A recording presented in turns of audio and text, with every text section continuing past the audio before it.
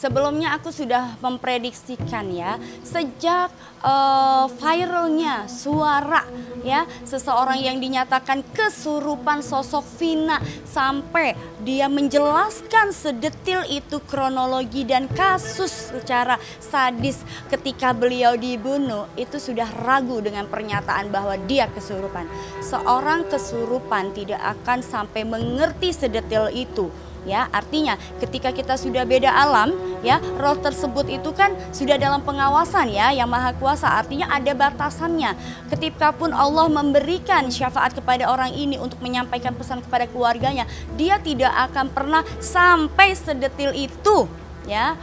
Yang jadi pertanyaan adalah kenapa sosok ini yang dinyatakan kerasukan sampai melihat ya, sampai dia menjelaskan sedetil itu dari kejadian kronologi sampai dengan apa yang pernah dilakukan tersangka tersebut, sampai berapa jumlah dari tersangkanya. Ada apa dengan dia ya? Itu sangat tidak mungkin sekali. Seseorang kerasukan tidak akan sampai selama itu dan sedetil itu ya. Dan secara psikologi kalau aku lihat ya dari sosok seseorang sahabat ini, karena dia dibayangin oleh sosok ya, sosok arwah tersebut, karena dia adalah salah satu saksi kunci. Ya, dan juga kita lihat apakah betul kesurupan itu. Kita lihat di sini hawanya panas ya di sini. Itu akan menjelaskan tentang kesurupan itu. Kesurupan ada rasa takut karena memang rohnya Vina ini sendiri mengejar-ngejar dia. Ya, kenapa harus dia yang selalu ditakut-takuti dan juga beberapa orang lainnya, yang lainnya tidak? Karena semuanya berasal dari mereka-mereka orang. Ada 4 orang yang aku lihat yang merencanakan kejadian ini, dan memang kejadian ini sudah direncanakan. Ketika roh itu datang, yang jadi pertanyaan satu, kenapa dia tidak memasuki roh ataupun badannya kakaknya atau ibunya? Pertanyaan aku gitu, kenapa harus sahabatnya? Ya, kenapa harus sahabatnya? Dan kenapa harus sedetil itu? Itu aja pertanyaan aku. Roh yang benar-benar roh, biasanya dia akan masuk lewat kerabatnya. Karena itu masih ada hubungannya dengan darah daging, dan itu artinya pesan untuk keluarga. Kalaupun harus ada yang disampaikan, insya Allah dia akan masuk lewat tubuh kerabatnya, bukan orang lain.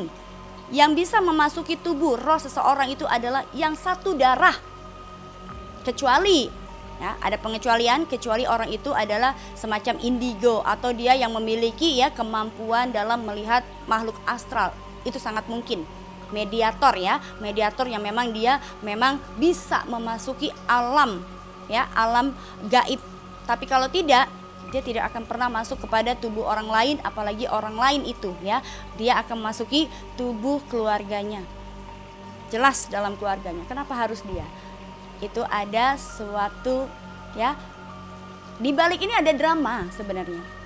Ada drama yang tersembunyi yang memang sudah dikemas bagus ya, dikemas bagus. Dan juga ya bodohnya adalah bahwa tersebarnya suara kesurupan itu. Pada akhirnya netizen Indonesia ini kan luar biasa ya, dan juga sangat kompak ya. Pada akhirnya ya sudah dikulitin lah semuanya, sehingga terbongkar kasus ini ya.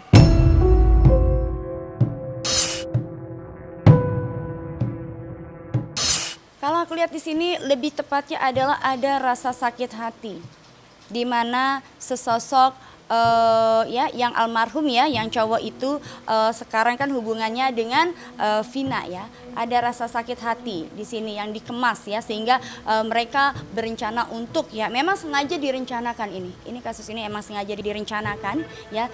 Sesungguhnya awalnya adalah untuk ya memberikan pelajaran, awalnya untuk memberikan pelajaran kepada Eki ya yang sudah meninggal ya, kepada Eki ya. Tapi ternyata ya, dan sosok sahabat ini menyukai si Eki ya, tapi si Eki menyukai Vina. Dan juga di sini ada peran Egi. Egi ini menyukai Vina tapi Vina tidak suka ya, karena Vina sudah berpacaran dengan Egi. Si Egi ini ditolaklah cintanya ya oleh Vina, dan pada akhirnya ya yang cewek ini sahabatnya itu merasa cemburu, kemudian ditemui bahwa si si EG ini punya hati sama si F, tapi ternyata ditolak sampai dengan ya itu tadi diludahin ya diludahin sehingga dia juga sakit hati. Dia mengetahui bahwa E ini juga sakit hati kepada si F sehingga dia punya rencana. Wah, ini rencana yang baik. Otak di balik semua ini adalah seorang wanita di belakang ini. Pada akhirnya ya mereka pertama ya diawali dari sosok sahabat ini ngajak pergi bareng ya, kemudian setelah itu ngajak nongkrong bareng, kemudian pas pulangnya ya itu tadi terjadilah yang namanya kong kali kong untuk merencanakan sesuatu yang awalnya memang niatnya hanya sekedar iseng yang artinya ya kalau misalnya dibilang pura-pura dipukul terus jatuh kecelakaan, itu yang dimau sesungguhnya. Tapi ya itu tadi ketika mereka dalam kondisi yang tidak sadar dan menggunakan obat-obatan terlarang, hilang akal sehatnya, bahkan ya ketika sudah itu ya itu tadi setan merasuki mereka sehingga mereka lupa, sehingga mereka menghabisi nyawa keduanya.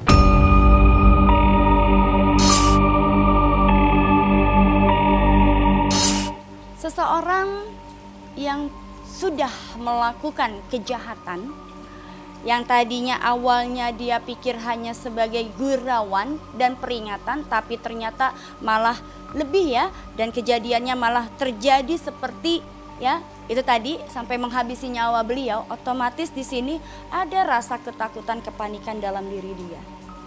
Panik, takut, jelas ya. Dan dia berpikir kenapa harus seperti ini? Ini bukannya aku inginkan, tapi nasi sudah menjadi bubur.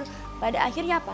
Dihantui oleh perasaan bersalah, dihantui oleh ketakutan, takut nanti ketahuan, takut nanti bagaimana keluarganya, bagaimana ini, bagaimana itu, sehingga dia lebih memilih tidak menghadiri pemakaman dan pengajian. Kalau dia datang akan sangat nampak kepanikannya, ya, akan sangat jelas ya muka paniknya, mungkin dari tingkah lakunya, bahkan juga bisa jadi nanti akan nampak juga sosok yang almarhum ini.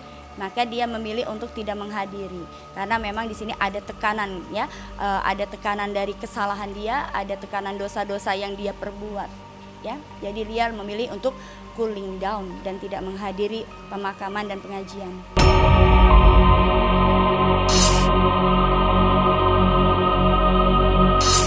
Dari seseorang menggunakan obat terlarang dan juga miras itu kan di luar apa nalarnya dia ya, hilang kesadarannya. Maka ketika dia tersadar dia juga merasa ada penyesalan ya. Kenapa ini? Apa yang terjadi sama aku? Apa ya semalam? Ya, ketika seseorang itu sudah sadar maka dia pun akan ada rasa penyesalan yang dalam. Tapi apalah daya ya, nasi sudah jadi bubur. Maka penyesalan ini pun yang akhirnya menghantui mereka. Kesalahan perbuatan keji mereka ini menghantui hidup mereka sampai dengan ya ada beberapa ya bahkan hampir seluruhnya ya mengalami depresi ya, dan juga ada beberapa juga yang mengkonsumsi obat tidur ya, saking ya itu tadi ya hilang kesadarannya ketika mereka melakukan itu karena efek dari obat yang dia konsumsi dan juga dari efek miras ya. Maka di sini juga dia ada beberapa yang sampai parah pun selalu dibayangi sosok arwah tersebut ya sampai depresi. Ya, ada yang beberapa orang juga ke psikiater, kemudian juga sampai dia mengalami halusinasi. Ya. Dan sempat ada beberapa orang ya dari yang belum tertangkap ini mengalami kecelakaan karena itu tadi saking takutnya akhirnya dia tertabraknya motor sih, masih motor ya, tapi ya nggak apa-apa, tidak mengalami luka yang serius.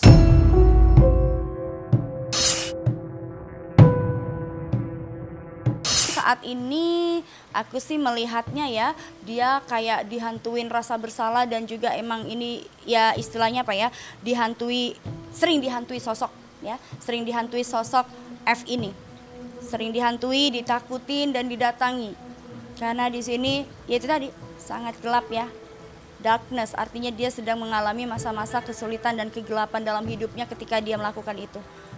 Satu, dia itu sahabat. Kenapa dia tega? ya, dia menggiring ya, dia menggiring sosok F ini dan juga dia juga yang memberitahukan kepada gerombolan ini bahwa posisinya si F ada di situ. Dan kabar terbarunya adalah bahwa sosok L ini juga menikah dengan sosok ya, pernah ada hubungan, menjalin hubungan dengan sosok EG. Kalau aku lihat mereka ada hubungannya ya. Dan juga mereka ini saksi kunci dari perbuatan yang mereka lakukan.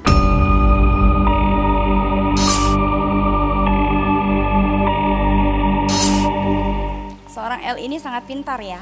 Dia sangat pintar dan lincah sekali ya. Kita lihat apa yang akan dia lakukan.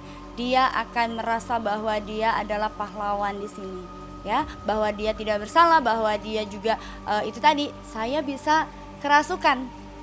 Ya, hati-hati, dia sangat pintar, dia akan beralih-alih kerasukan nanti ya, dia akan beralih-alih kerasukan untuk menghilangkan jejak.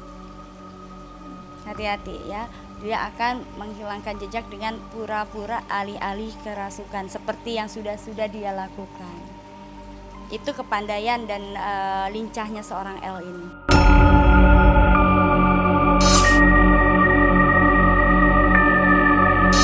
Nanti ke depannya akan semakin jelas lagi dan akan terungkap ya apa yang terjadi dan bagaimananya. Yang jelas motif kasus ini adalah yang diwarnai dengan pengkhianatan persahabatan ya, sampai dengan cinta ya, segitiga, dan pada akhirnya orang tua ikut campur di sini.